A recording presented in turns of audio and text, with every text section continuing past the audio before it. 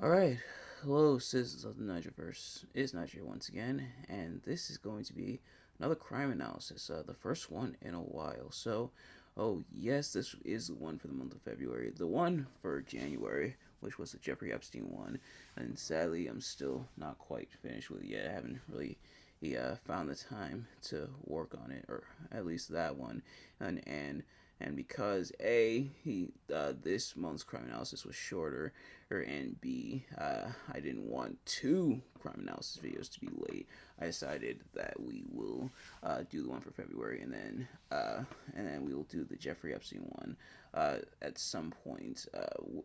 Hopefully next month, and then obviously that won't replace the one from March. You'll still get your crime analysis from March. I'm trying to do one every month, and so far not off to a great start, at least for me. But don't worry, I'm going to course correct. I'm going to rectify that, and we will go from there. But today, what we're going to be talking about is a very interesting case. It's a case that may not be as black and white as you might think. And we are going to be talking about the St. Valentine's Day Massacre.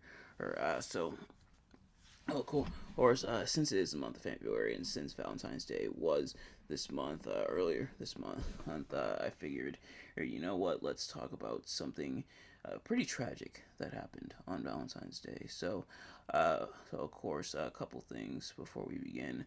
For starters, of course, as always, is viewer discretion is advised. So you may hear some things that will make you uncomfortable. Well, or that may make you uncomfortable. Well, and if like true crime or crime isn't really your kind of thing, then that is totally fine. But also, one of the people involved in this case, Al Capone. I'm not going into great detail about him as a person, only because he's someone who definitely can and definitely will have his own crime analysis. It's because a lot of stuff he got up to was pretty interesting. But as for this one, let's get right into it. Of course, we start off. It's broken up into a few sections. The first aspect that we have to analyze for this crime analysis is who was involved. So the two main parties who were believed to be involved, and one at the very least confirmed, were the Chicago Italian and Irish Northside criminal gangs led by rivals Al Capone and George Bugs Moran, respectively. And both Moran and Capone had been vying for control over the Chicago bootlegging trade. And additionally, Moran had been trying to take over, I should say, a Capone-run dog track within the Chicago suburbs, as well as taking over several saloons run by Capone, with Moran insisting that the saloons were within his territory. And it was also suspected that members of the Chicago Police Department were involved, although that latter one may be intentional, and we will find out why. The victims, the people who were killed as a result of this massacre, were all, of course, were members slash associates of Bugs Moran's gang. So the first was Peter Gusenberg, and if I mispronounce any of these names, I do apologize. So Peter Gusenberg, who was a frontline enforcer for the Moran operations. Then there was Frank Gusenberg, Peter's brother and a fellow enforcer. There was Albert Kachlik, aka James Clark, which was the alias he went under, who was Moran's second in command. There was Albert Hayer, who was a bookkeeper and business manager for the Moran Group. There was Reinhard Schwimmer, former optometrist and horse gambler who associated with the gang. There was Albert Wainshank, someone who managed several cleaning and dyeing operations for Moran, and apparently his resemblance to Moran is what allegedly set the event into motion, and we'll get into more detail about that coming in a little bit. And finally, there was John May, who was occasional car mechanic for Moran's gang. So, what exactly happened? How did the events unfold?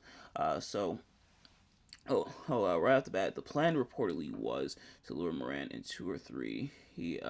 of his gang members or to the SMC cartridge warehouse on North Clark Street on February 14th of 1929, aka Valentine's Day, and they were reportedly lured in under the notion that they would be receiving a shipment of stolen whiskey supplied by Detroit's Purple Gang, who were associated with Al Capone, and the Gusenberg brothers were to drive two empty trucks to Detroit in order to pick up two loads of stolen Canadian whiskey. It is worth noting at this time that this was during Prohibition, where the consumption and sale of alcohol was illegal. But by 10:30, most of Moran's gang was at the warehouse. However, Moran himself was not at the warehouse as he left his apartment late. As he and fellow member Ted Newberry approached the warehouse, they noticed a police car, causing him to head to a nearby coffee shop instead. They also warned fellow gang member Henry Gusenberg. However, it is believed that Al Capone's lookouts mistook one of Moran's gang members, likely Wayne Hank, as we mentioned earlier, for Moran himself due to the similar build and same color overcoat and hat. And Willie Marks, who was another Northside gang member, also noticed the car ducking into a doorway and jotting down the license plate number before leaving. And and witnesses report a Cadillac sedan pulling up to a stop in front of the garage, and then afterwards, four men emerged from the sedan, and this is all witness accounts and everything. So four men emerged from the sedan and walked inside, two of them dressed in police uniforms, and the two fake officers who were carrying shotguns found Moran's gang and ordered them against the wall before two of the killers, who were carrying two Thomas submachine guns, aka Tommy guns, one a 20-round box magazine and the other a 50-round drum, opened fire, spraying victims left to right, even after all seven men had dropped to the floor. And then afterwards, the two fake officers fired two shotgun blasts into the victims. And then witnesses report the fake officers leading the other men at gunpoint out of the garage after the killings. And I imagine their two associates to try to make it seem like try to dissuade them from what was really going on if that's the terminology I wanted to use for that. But however, Frank Gusenberg initially survived the shooting, but passed away while in the hospital 3 hours later from his injuries. So now we get into the investigation as the police try to figure out what happened, what caused this, and pretty much what went down. So the police initially tried questioning Frank Gusenberg, as he had for the time being at least, survived the shooting. However, he refused to answer questions before his death. He refused to reveal who exactly was behind it. So Al Capone was initially summoned to testify in front of Chicago's grand jury due to charges of probation violation, and but however, Capone stated that he was unwell and thus could not attend court.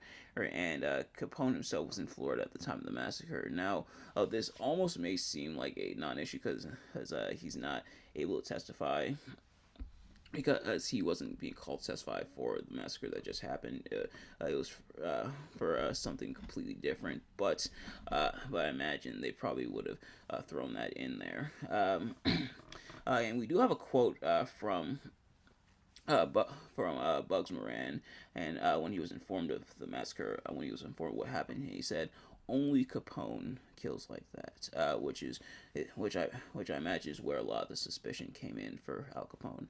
But due to Moran disrupting Capone's liquor shipments in Detroit, the police investigated Detroit's Purple Gang, and Miss Duty and Mrs. Orbitson, who were landladies whose rooming houses were directly across from the North Clark Street garage, had taken in three men as roomers 10 days before the massacre, and they picked out the mugshots of four Purple Gang members, Phil and Harry Keywell, George Lewis, and Harry Fletcher, although they would later waver in their identification. And although the police ultimately cleared the men, minus Phil Keywell, I wasn't able to find in my research them clearing him, the men would remain associated with the crime in the years to come. And it's also believed that the motives of the killers would be to implicate the police in the shooting, which would explain why they went in with the police uniforms. And then on February 22nd, after responding to a garage fire on Wood Street, the police found a disassembled and partially burned 1927 Cadillac sedan, matching the car used by the killers. And it is worth noting that the case had kind of stagnated before this point, but this is what picked it back up. So they found a burned 1927 Cadillac sedan, and they traced the engine number to a car dealer on Michigan Avenue who had sold the car to a James Morton from Los Angeles. And a man calling himself Frank Rogers had given his address as 1859 West North Avenue, which was the address of the Circus Cafe that was operated by Claude Maddox, who had ties to the Capone gang, the Purple Gang, and Egan's Rats, which was a St. Louis gang who also from time to time were associated with Al Capone, and who they believe may have been involved with the shooting. And while the police could not find any information on James Morton or Frank Rogers, they followed up on a lead. A truck driver named Elmer Lewis who turned near the warehouse and had sideswiped a police car. And the driver stated that he was waved on by a police officer who was missing a front tooth. And a witness to the accident, who was Board of Education President H. Wallace Caldwell, also gave a matching description of the officer, meaning he and the truck driver gave the same description. And police determined that the fake officer was Fred Burke, who was a member of Egan's Rats and one of the suspected killers.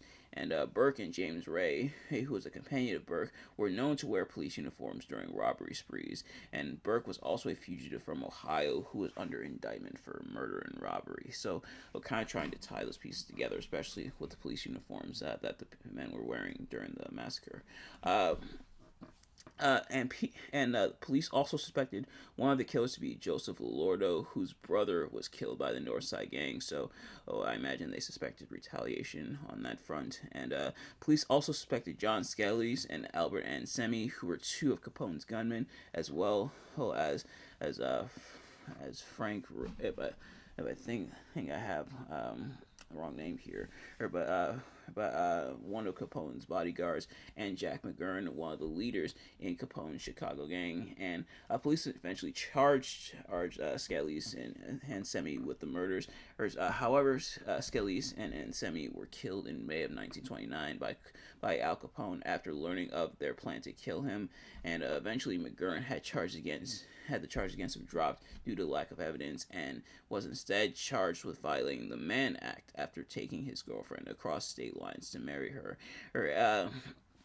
Essentially, if you don't know what the Mann Act is, and that's MANN, and it's essentially what it boils down to is taking in what they call a white slave across the line, as property or things of that nature.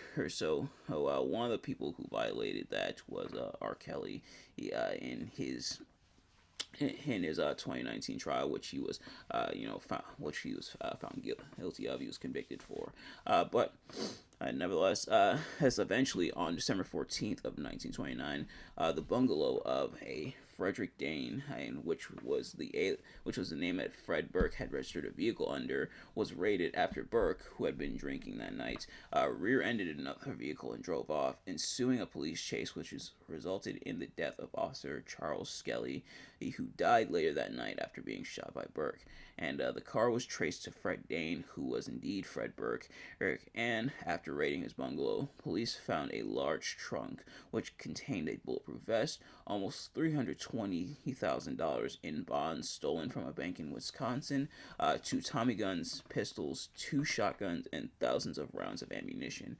Police used their findings and forensic ballistic technology, which was a new technology at the time, to connect the weapons and thus Burke to the massacre, as well as the murder of Frank Yale, who was a New York mobster a year and a half earlier, although there would be no more evidence to surface in the massacre case. And over a year later, Burke would be captured on a Missouri farm, and, due mainly to the death of Officer Skelly, led to his arrest, trial in Michigan, and subsequent life imprisonment until his death in 1940.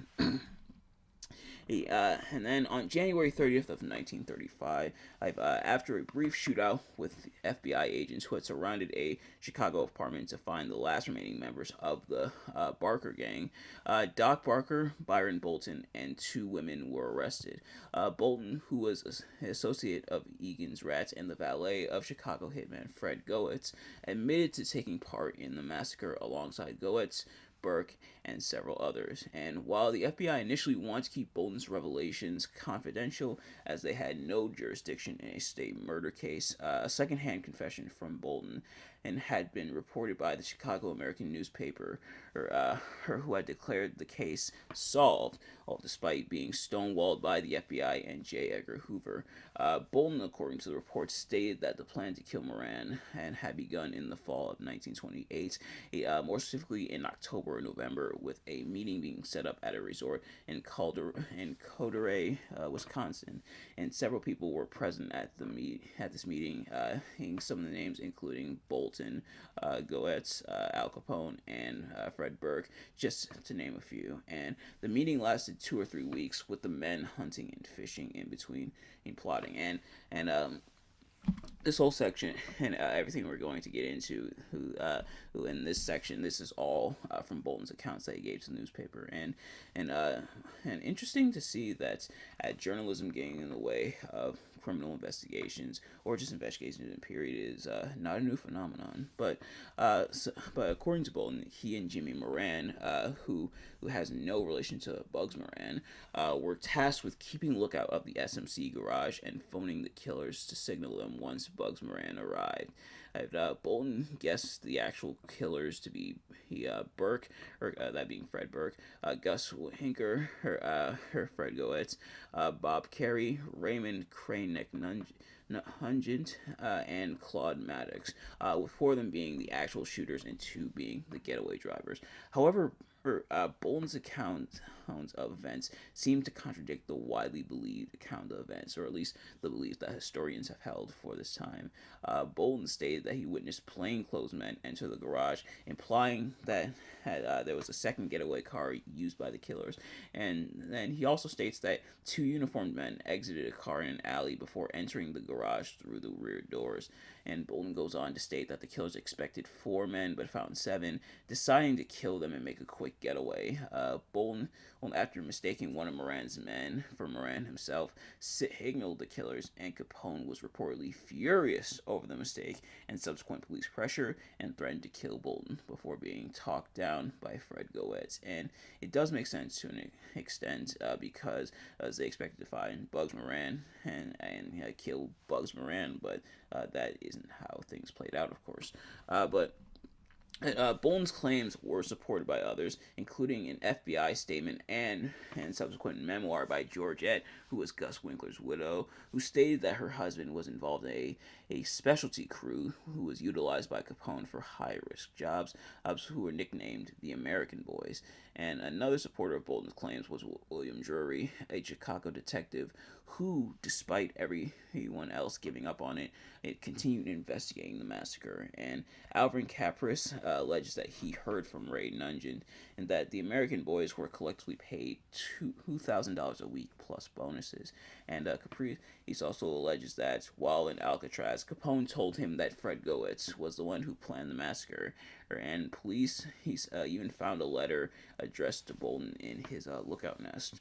However, despite his claims, no action was taken by the FBI, as all the men that Burke named, with the exception of Maddox and Burke, had been dead by 1935. And that shouldn't say Burke, that should say Bolton. So they didn't believe Bolton's claims because everyone, except for Maddox and Burke, were deceased by 1935. And although several suspects were named and investigated, there was never any concrete proof of the murderers or who committed the actual massacre.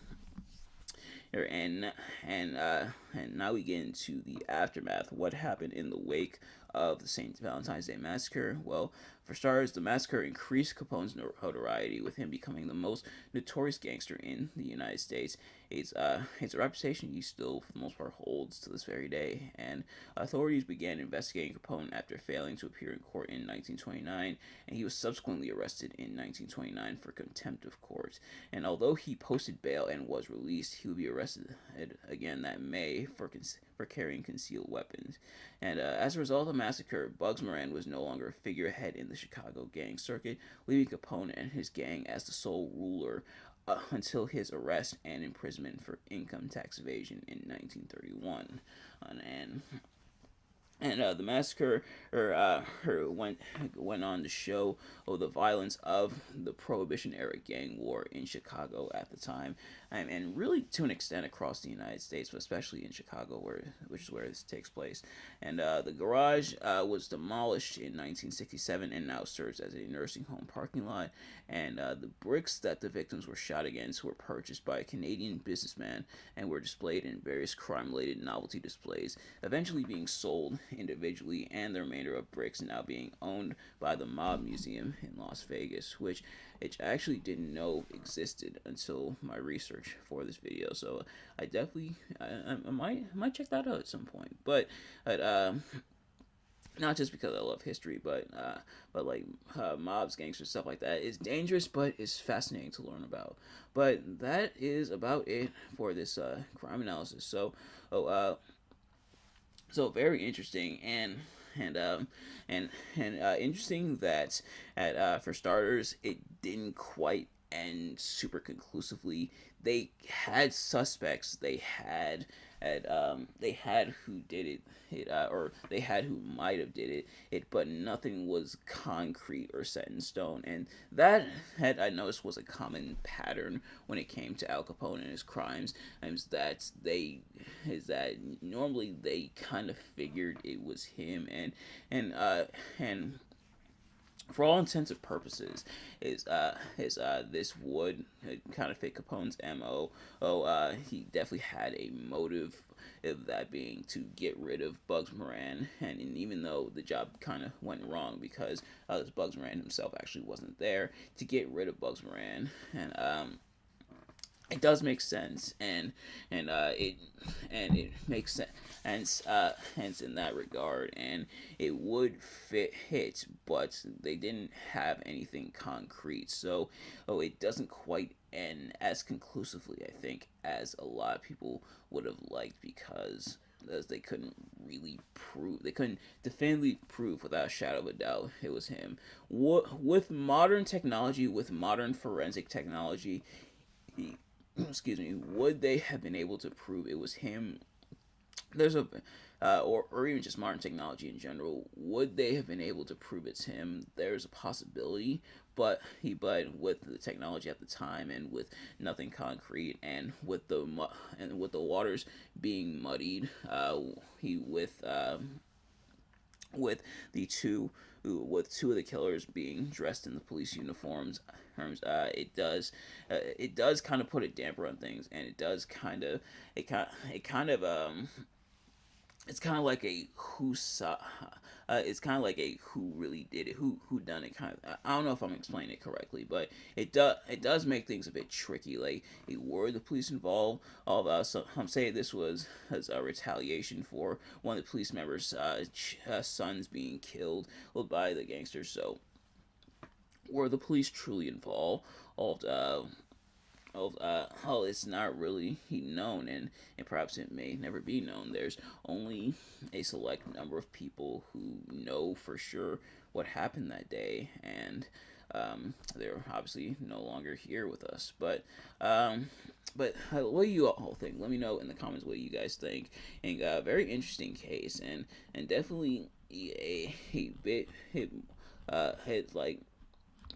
Researching this was very interesting. Some stuff I kind of knew already, like what actually happened, how the men were killed, but some stuff also kind of surprised me as to what happened. But what do you all think? Let me know in the comments below. Thank you all so much for watching, and I hope you enjoyed, and I hope you learned something this analysis.